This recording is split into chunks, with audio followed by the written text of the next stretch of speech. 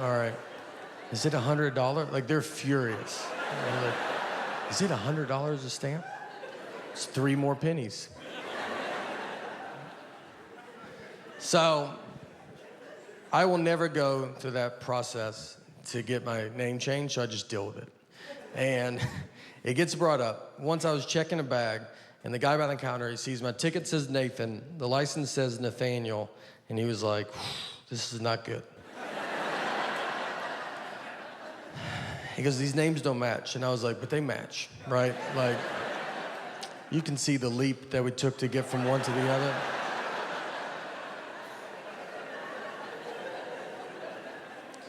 And he was like, but they're not the same. I was like, but they're the same. And I'm realizing he cannot find out people call me Nate at that point because, I mean, he can't handle that. He's gonna call the police over to be like, there's a guy with 3 names trying to fly right here.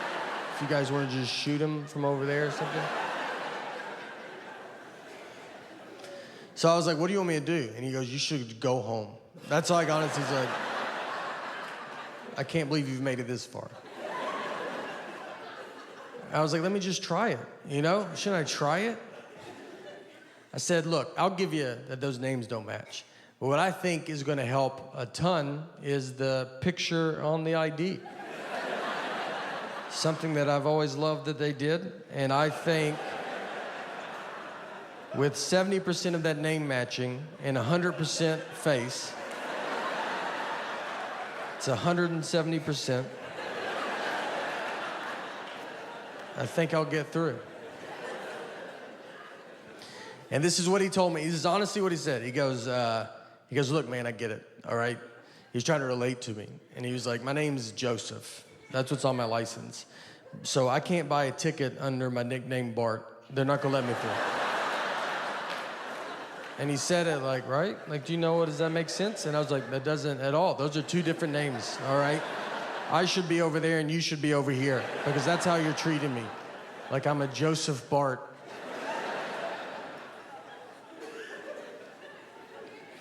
I made it through. And on that trip, I was going to Seattle. And if you've ever been to Seattle, Mount Rainier is near Seattle. That's what they call it that. And I don't know if that's true, just so y'all, it felt like y'all took that like, yeah. So we were going out to Mount Rainier, and I was with a buddy of mine. And Mount Rainier it's the 3rd biggest mountain in America. It's a good one to go to. I don't know who number 1 or number 2 is, but maybe one day it will be number 1, you know? Do mountains keep growing? I don't think we know that yet. So it's a good time to see it. It doesn't have the attitude of a 1 or a 2. So me and my buddy, we rented a car. He's driving. On the way out there, I see a dead horse just laid out in this guy's yard. And I've never seen that before. And I was like, man, I bet you don't think about that when you buy a horse, it dying. You know, what do you do? That's a huge thing, dying in your yard. You can't just scoot it off into the woods with your foot and try to get another one that matches before the kids come home. You have to tell your wife to keep the kids away for a month. You gotta Google how to move a dead horse. You gotta probably try to get another horse to help you do it, and that's not easy. That's what the blinders were invented for, because it's like, just look ahead. Don't worry about what's going on back. No, look. Or you gotta get your friends to help you do it, and you can't spill the beans too quick on that.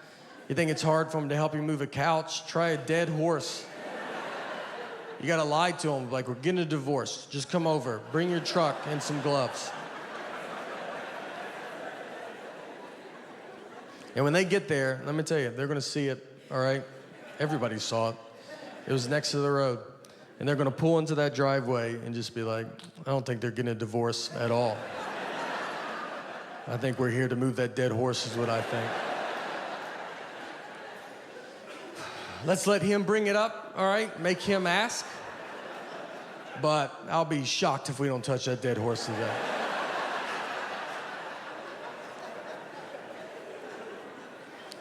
And if you ever have to move a dead horse, I've thought a lot about all this. You want to be the first one to the horse, all right? You don't want someone else to tell you where to grab a dead horse. So you run out there like you love it. Like you're like, this is what I hoped it was. And get to the hoofs in the front and be like, all right, I'm here. You guys decide where you guys want to be.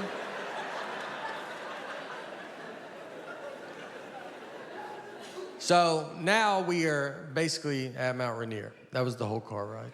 And if you ever go, just so you know, you have to pay to go up it. It's not a free mountain. Someone bought it, and they're charging tickets. It's also all uphill. It's a nightmare. So be ready for those things. We drive up, we park, and we're walking up the trail. So we're going up it. Halfway, I can barely breathe.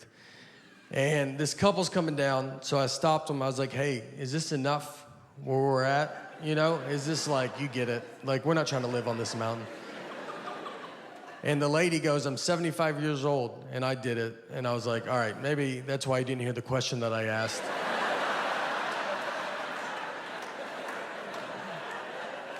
Everybody's pretty cocky on the way down. I mean, there was women with babies. They had 3-month-old babies strapped to their chest. I was like, why would you bring that much extra weight with you? I left my wallet in the car. They looked exhausted. I'm surprised they're not just babies left up there and rangers have to come down. Whose baby's this? That's ours. We're gonna let it grow up and come down on its own. So we get our picture and we come back down and we're driving back. And on the way back, since my buddy was driving, he did not see the dead horse, you know? And I'm like, well, you can't not see it. So it's just one road. And I was like, I'll just show you where it's at. So we're driving, and we get to it. I was like, it's right here. And I pointed, and the horse was standing up, doing unbelievable. One of the healthier horses that I've ever seen. So I learned that horses lay down to sleep. I did not know that. I don't know what I thought before that day. I don't know. That they lock their knees. That's why they have 4 knees. I don't know. That's what I would have probably argued with you about it.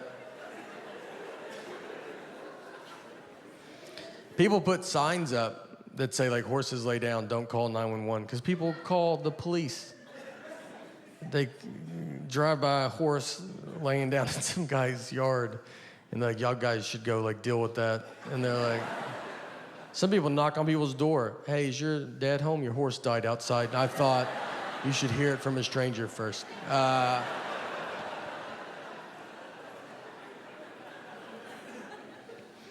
I'm married. I'm still married, and thanks. Yeah. I like to say it, you know, like I'm at the same job, just like, yeah, no, still work there. Yeah, right out of high school. Only job I applied for. My wife will tell me that she always says that I don't like the way she talks, and it's not her voice. I like the sound of her voice. That'd be a big problem, I think, if it was like, it's your voice. I just hate it. Just to go to couples therapy and be like, can you hear it right? Like, it's not, you know, it's not fun. It's the information that she chooses to tell me at times. We took a trip to Florida, to Fort Lauderdale, and her and our daughter are flying from Nashville, where we live, and I'm flying from Detroit. We're meeting at Fort Lauderdale's airport. I have to find them when they land. So I called her because I was about to take off, and I was like, all right, what time do you guys leave? She goes, noon. And it was 11:30, and they're still at home. I was like, Laura, I don't know if you even know what an airport is. But if that plane was in our driveway, I don't think you could make it.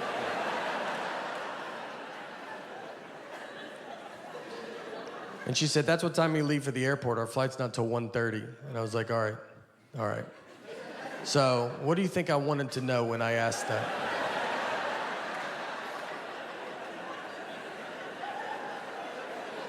Is that what you thought the best time you could give me was a time that means nothing to nobody?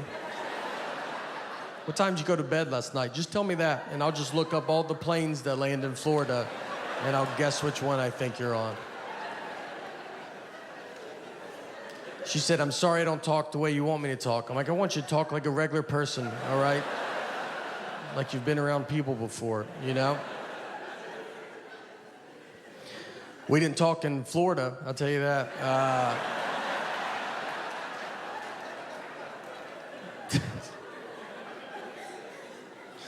She's good at not talking to me. She can go a long time. She could do her whole marriage career. Marriage fights are great because they're all very dumb.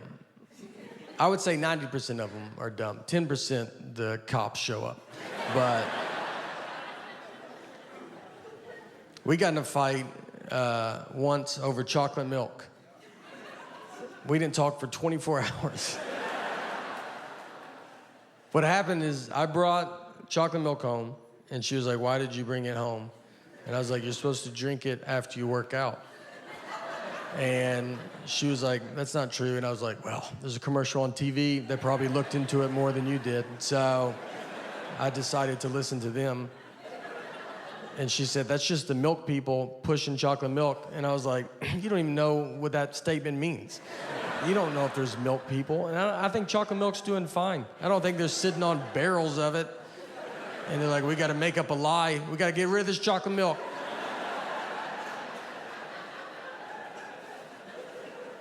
She went to college, all right, and I did not. But she did not study chocolate milk. When is it good and not good for you? To be fair to her, though, I do not work out. So, but I was probably going to start, and I needed to get all this stuff there. Do you ever get in those fights, like you'll be at home, like you and your spouse, and you guys are not talking to each other, and you're in the house together, no kids, the house is quiet, and you just stay on the opposite ends, and then you pass each other in the hallway? That's like the funniest part of it, because you don't live in a mansion, you have one hallway. And you just didn't time it out right, and you just have to walk by each other like strangers. You're like, "Oh, excuse me, sorry, yeah, no, go ahead." She'll be watching TV, I'm like, "Ma'am, are you watching this?" I couldn't tell, I was gonna change it if you weren't watching it. It's the silent treatment. The silent treatment is, it's a very common thing. Everybody knows what it is. I think women are just born knowing it. I don't think you're taught it.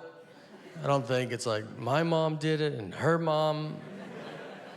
It's an instinct that's in us all, that we all just know.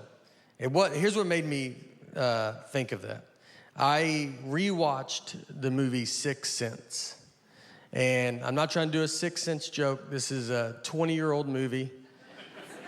I also have to spoil it, but it's 20 years old. So if you don't know by now, I don't know what to tell you, And don't be like, "We were going to watch it tonight. We're going to go to Blockbuster on the way home," and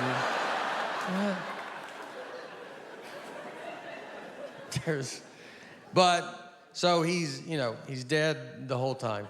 And I don't know. That's, if you haven't seen it, it's a pretty big part of it. But for those that have, think about when you watched it. When we all saw this movie for the first time, none of us knew he was dead. That was the biggest surprise we've ever seen in our life, We just thought his wife wasn't talking to him for like a year. That made more sense to us than him possibly being dead.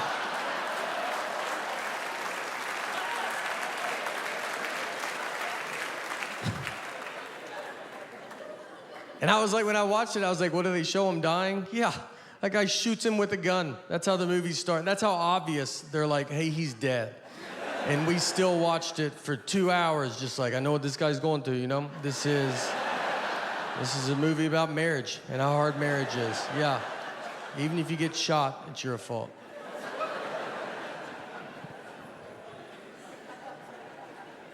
On a sadder note of sorts, we had to put our dog down recently, and it's a tough thing to do. Nothing was wrong with her. I'm just really busy right now, and